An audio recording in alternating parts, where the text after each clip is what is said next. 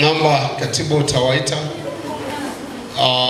wahitaji, lakini kabla ya kuwaita taenda kuomba ili Mungu awabariki wale wote waliogusa katika kutoa sawa sawa na gano la Mungu. Mungu akaonekanie. Kuomba na mimi unyoshe mkono wako juu, ishara ya kuombea. Sema: Bwana Yesu, tunafanya ibada hii ya kutoa kwa wahitaji. Kawabariki wote waliotoa,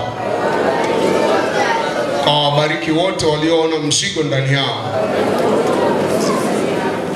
Usiwapungukie Bwana.